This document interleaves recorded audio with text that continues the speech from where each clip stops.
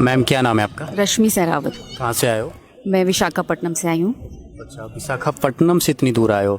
संत Rampal ji jail में है हिसार में, यहाँ पे आप आए हो विशाखापट्टनम से, तो क्यों आए हो?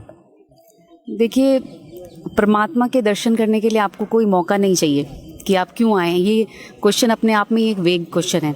अगर मैं आपसे पूछूं कि लोग चारों धाम की यात्रा करने पर क्या क्या करने जाते हैं, मंदिरों में क्या करने जाते हैं, तो आपको आंसर खुद ही मिल जाएगा। आपकी क्या एजुकेशन है? मैं MA BEd हूँ और मैं एक एस्ट्रोलॉजर भी रह चुकी हूँ। एस्ट्रोलॉजर भी आप रह चुके हैं, आप एजुकेटेड भी हैं, तो आपको नहीं लगता है कि भाई एक बाबा, एक संत जो जेल में है, आप उसके फॉलोअर्स हो, आप उसके शिष्य हो, तो आपको लगता नहीं है कि कहीं आप गलत वे पे जा रहे हो? नहीं, देखिए, मैं पहले आपको बता दूं कि मैं साइंस की स्टूडेंट रही हूं, तो पहले मैं इन चीज़ों पर बिल्कुल भी विश्वास नहीं करती थी। इनफैक्ट मैं साइंस को ही सब कुछ मानती थी। लेकिन मुझे एक चीज़ आज तक समझ नहीं आई, साइंस की स्टूडेंट होने के बावजूद भी मैं हमेशा ये सोचती थी कि वो कौन सी शक्ति है जिसने सूरज, चांद, सितारों को एक पर्टिकुलर, एक फिक्स डिस्टेंस पे फिक्स करके रखा हुआ है। कोई साइंस का स्टूडेंट मुझे इसका आंसर दे सकता है तो ज़रूर दे कि कौन है वो शक्ति, कि ऐसे कैसे हो सकता है कि एक फिक्स डिस्टेंस पे किसी ने हमें हर चीज़ को फिक्स कर रखा है। सूरज हमें इतनी डिस्टेंस से रोशनी दे रहा है, चांद हमें इतनी डिस्टेंस से ठंडक दे रहा है, तो किसने ये नेचर को बैलेंस करके रखा हुआ है? नेचर खुद नहीं बन सकती और नेचर अपने आप को फिक्स नहीं कर सकती कि मुझे इस एंगल पे फिक्स होना है या मुझे इस एंगल पे फिक्स होना है। तो इन सवालों के जवाब शायद साइंस भी आज तक नहीं दे पाई है सेटिस्फैक्टरीली। वो क्लेम कर सकते हैं कि हमने सेटिस्फैक्शन के साथ इस बात का आंसर दे दिया है, बट इस बात का कोई भी आंसर आज तक नहीं है। वो काम सिर्फ एक परमात्मा ही कर सकते हैं, जिसको आप एक सुपर पावर भी बोल सकते हैं, और आप कुछ भी नाम दे सकते हैं। कोई गॉड बोल सकता है, सुपर पावर, सुपर नेचुरल, कुछ भी बोल सकते हैं, लेकिन कोई ना कोई तो शक्ति ऐसी है जो सारी सृष्टि को, सारे संसार को चला रही है, इस यूनिवर्स को चला रही है। तो वही सृष्टि से हमें जोड़ने के लिए, उसी सुपर पावर से हमें जोड़ने के लिए जो संत रामपाल जी हमें सही रास्ता दिखा रहे हैं कि वो सुपर पावर आखिर है कौन। संत रामपाल जी बताते हैं कि ये पृथ्वी लोक है, मृत्यु लोक है, यहाँ पे आप सतलोक में रहते थे, तो क्या ये चीज़ें संभव हैं कि इस लोक के अलावा कोई सतलोक भी है जहाँ पे भगवान का घर है, वहाँ पे लोग रहते हैं? 21वीं सदी चल रही, रोज एक्यूरेट साइंटिफिक ज़माना चल रहा है, तो इन चीज़ों को आप मानते हैं? जी बिल्कुल मानती हूँ। अगर इंसान चांद पे जा सकता है, बाकी प्लैनेट्स पे जा सकता है, और पहले हमने अपने वेदों में, पुराणों में पढ़ा भी है कि किस तरीके से हमारे ऋषि मुनि दूसरे ग्रहों पे चले जाते थे।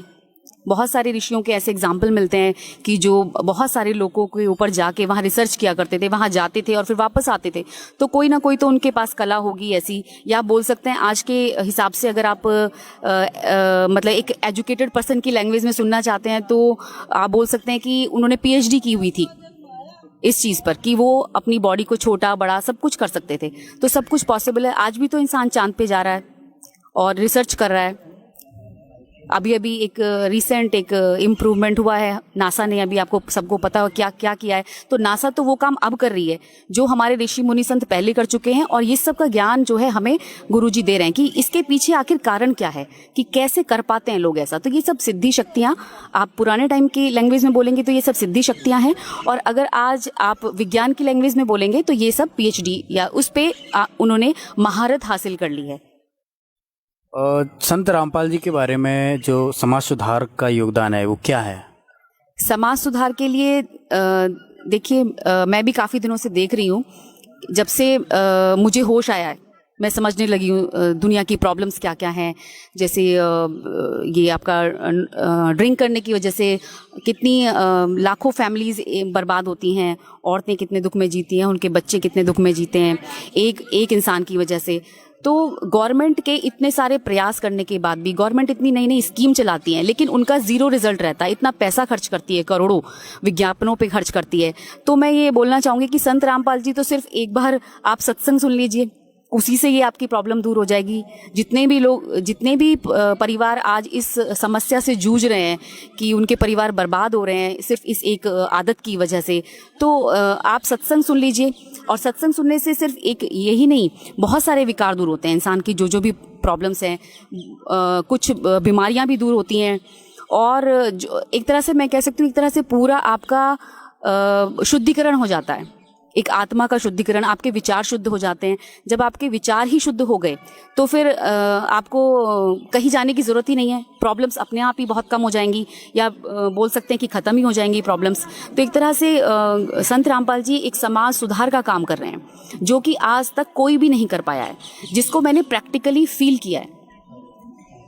संत रामपाल जी जो ज्ञान है वो बहुत ही कंट्रोवर्सी ज्ञान है, तो आपको क्या लगता है कि जो संत रामपाल जी ज्ञान दे रहे हैं वो सही है? लोग ये भी तो कहते हैं कि संत रामपाल जी ज्ञान वो हिंदू विरोधी हैं, संत रामपाल जी, या मुस्लिम विरोधी हैं, तो आपको क्या लगता है? नहीं, ऐसा बिल्कुल नहीं है। ऐसा सिर्फ वही लोग बोलते हैं जो उनकी लिखी हुई किताबों को अब तक जिन्होंने नहीं छुआ है, नहीं पढ़ा है, या फिर उन्हें अपने धर्म का ही ज्ञान नहीं है। हिंदू हैं तो उन्हें अपने धर्म का ध्यान बिल्कुल भी ज्ञान नहीं है।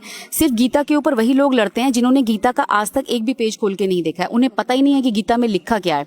और मुस्लिम धर्म के लोगों के लिए भी मेरा यही संदेश है कि वही लोग लड़ते हैं जिन्होंने अपने धर्म को समझा नहीं है, जाना नहीं है।